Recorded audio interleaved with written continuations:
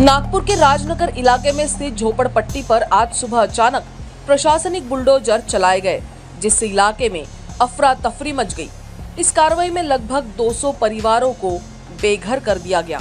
अचानक हुए इस कदम से महिलाओं और बच्चों में भय और असहायता की स्थिति उत्पन्न हो गई। कई बच्चों की चीख पुकार और माता पिता की रोती बिलखती आवाजों ने पूरे माहौल को हिला करके रख दिया।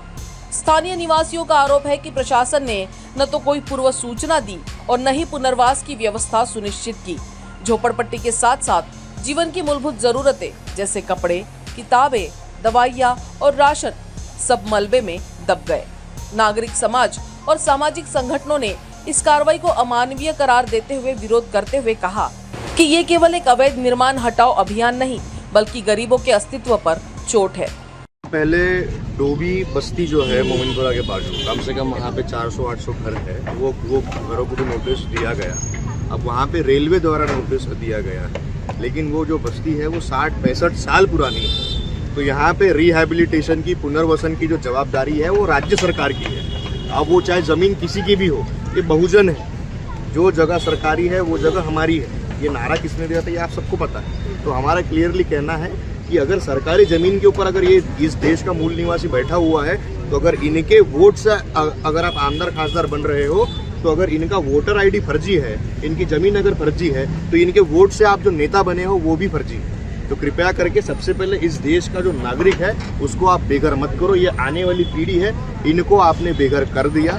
तो ये सारी जो चीज़ें कोर्ट को सामने रखते हुए आप ये करना चाह रहे हो, वैसा आप मत करो। और अगर आप जेन्युइनली चाहते हो कि नहीं हम लोग कार्रवाई जो है वो निष्पक्ष कर रहे हैं, तो कार्रवाई बंगलों के ऊपर क्यों नहीं करते आप? बड़े बड़े जो हॉस्पिटल्स बने हुए हैं, मैं भी आपको लिस्ट बता दूंगा, वो वहाँ पे जो कंस्ट्रक्शन है वो कितने साल से है, आपने वो फिर तोड़ा क्यों नहीं आज तक? क्यों? वो किसी नेता का इसीलिए। तो ये बायस जो है ये सरकार दिख रही है, यही हमारा कहना है। प्रशासन का पक्ष है कि ये कार्रवाई कोर्ट के आदेश पर की गई है, लेकिन पुनर्वास को लेकर कोई ठोस योजना सामने नहीं आई है। अब सवाल ये है कि क्या विकास की कीमत वंचित वर्ग को ही चुकानी होगी? उपस्थित है राजनगर से झोपड़पट्टी में। यहाँ पर जो है अतिक्रमण की कार्रवाई की गई है और बीते कई सालों से ये लोग यहाँ रह रहे हैं। हमने देखा कि 2-3 दिन पहले ही और ऐसी एक कार्रवाई हुई थी जो कि झरीपटका परिसर में हुई थी। वहाँ के लोगों का हमने आक्रोश देखा था। यहाँ भी हम देख रहे हैं कि नागपुर की चिलचिलाती गर्मी में ये जो अतिक्रमण हटाया गया है, ये लोग रास्तों पर बैठे हैं। क्या बताना चाहोगे? आपको नोटिस जारी किया गया था? नोटिस जारी किया गया था। हम 40 साल से रह रहे हैं यहाँ और एकदम से आके नोटिस देके हमारे झोपड़ी बाहर निकाले हैं। हम बच्चे बाल बच्चे सब रोड पे बैठे हैं। हमारे कहीं जाने का जगह का कोई अता पता नहीं है। हमको तो एकदम से तोड़ के रोड पे आके बैठ गए हैं। हम कहाँ जाए कहाँ नहीं, सरकार हमारी मांगे करे पूरा। हम जब तक जाएगा दे नहीं तब तक जाएंगे नहीं, यहीं बैठे रहेंगे। बिल्कुल। नोटिस दिया गया था बोल रहे हैं, नोटिस कब दिया गया था आपको? ये 8 दिन के पहले, 7-8 दिन के पहले नोटिस दिए थे। उसके बाद में तुरंत पुलिस की नोटिस कल शाम को आए। हमको 8 बजे खाली करना पड़ेगा। तो हम 8 बजे से उनका खाली करेंगे, इसीलिए बाल बच्चे लेके जाएंगे का तो अपना गुजारा बस्ता करेंगे क्या है? तो इसीलिए हम लोग पूरा रोके थे उनको, रोके थे। तो हमको हमारे पर लाए बुलडोजर लाए। ये एक बाइक खड़ी होती तो उसको लट्टा पकड़ के मारे भी। उसकी नाम लाइनी है, उसको मैंने लट्टा पकड़ के मारे भी लेडीज पुलिस वाले। तो हम करेंगे क्या? इसके लिए हमको कुछ मदद चाहिए। हाँ, हम लोग यही नहीं बोलते कि यहाँ पर रहेंगे, लेकिन हमको व्यवस्था करके दो तो हम खुद ही निकल जाएंगे। जगह दो, हम चले जाएंगे। यहाँ जगह फायर कॉलेज को है तो फायर कॉलेज ने हमको कहीं थोड़ा सा जगह दो, हम गरीब लोग कहीं बैठ जाएंगे। जगह नहीं दे रहे तो हम बच्चे कैसे रोड पे आएंगे? क्या खाएंगे, क्या मरेंगे? स्कूल की छुट्टी नहीं है, पेपर है, हमारे बच्चे को पेपर नहीं दिए। 3 दिन हो गए भूखे है। हमको कुछ मिल नहीं दे रहे हैं, हमारा कोई सुन नहीं रहे हैं।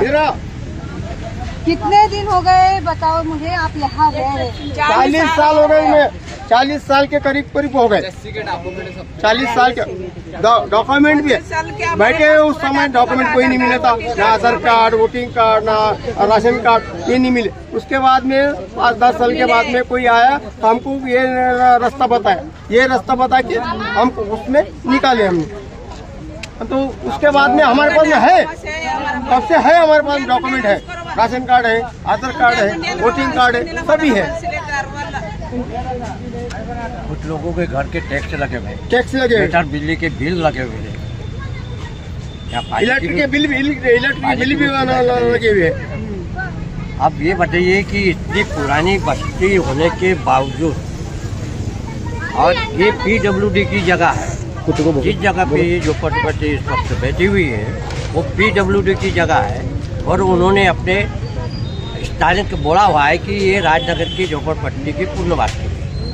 दोनों साइड में बाउंड्री बनी हुई, इधर पीडब्ल्यूडी की बाउंड्री बनी हुई क्वार्टर की, उधर फायर ब्रिगेड कॉलेज की बाउंड्री बनी। अब ये बीच का जो पट्टी की जगह है जिसमें दीवार बैठे हुए हैं, 2012 में तोड़ने के बाद ये बस्ती यहाँ जो बैठी हुई है, अब ये भी अब अचानक उन्होंने फायर ब्रिगेड कॉलेज वालों ने हफ्ते उठा के कि ये ठीक है, जमीन हमारी है। आपको नोटिस 7 दिन पहले जारी हुआ था, कल रात को पुलिस की ओर से नोटिस आया। आपने जब 7 दिन पहले एक नोटिस जारी हुआ था तो आपने किसी को कुछ ज्ञापन दिया था कि समय दिया गया है? कलेक्टर के पास कल गए थे बोलना, हम लोग कल परसों दिन गए थे, कलेक्टर अभी 2-3 दिन की छुट्टी आ गई थी, नोटिस मिलने के बाद छुट्टी आ गई थी।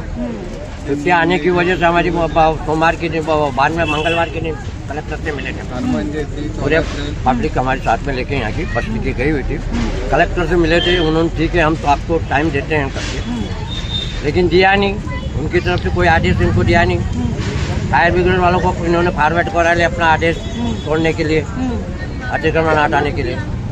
वो आदेश उनके पास कलेक्टर का नहीं आने की वजह से उन्होंने ये बच्चों को सुबह कल मतलब आके पुलिस थाने से 7 बजे आके तो बिल्कुल हम देख रहे हैं कि यहाँ पे छोटे छोटे बच्चे हैं। 7 दिन पहले इन्हें जो है एक नोटिस जारी किया गया था और कल पुलिस की ओर से एक नोटिस आया था खाली करने के लिए ये बस्ती और दूसरी जगह जाने के लिए, ताकि ये अतिक्रमण हटाया जाए। लेकिन इन लोगों का कहना ऐसा है कि वो कुछ ही 2 दिन पहले जो है कलेक्टर से मिले थे, कलेक्टर से इस पर स्टे लाया गया था।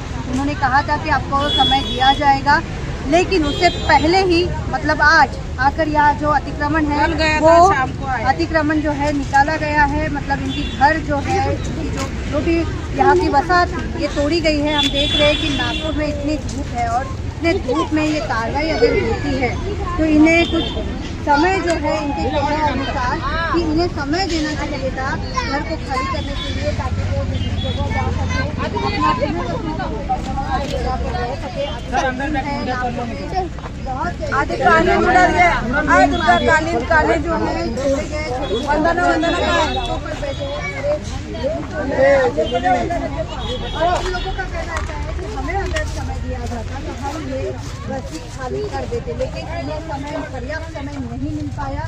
तुरंत ही नोटिस आई और तुरंत ही सुबह से ये कार्रवाई जो है की गई। ये लोगों के घर जो है आप देख पा रहे हो कि ये अतिक्रमण जो है ये निकाला गया है। आप देख पा रहे हो कि किस तरह से ये घरों को जो है बुलडोजर से तोड़ा गया है। ये आशियाना जो है जिन लोगों का वो आशियाना अब उजड़ चुका है। हम देख रहे हैं कि छोटे छोटे बच्चे जो है अपने घरों के बाहर आकर बैठे हैं।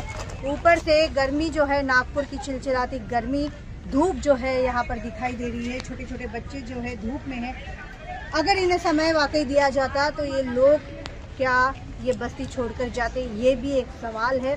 और क्या प्रशासन का एक अधिकार जो है, उन्होंने एक अधिकार मांगा था कि हमें समय दिया जाए तो हम घर खाली कर देंगे, तो ये समय जो है प्रशासन ने नहीं दिया।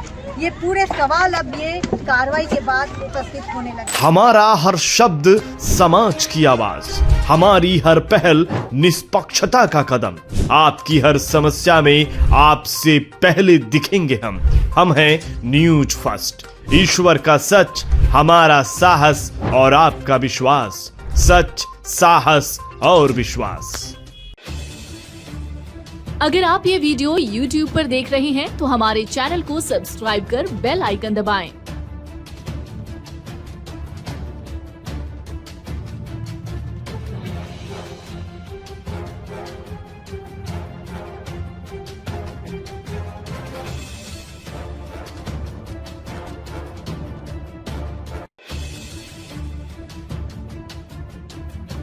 और फेसबुक पर देख रहे हैं तो हमारे पेज को लाइक करें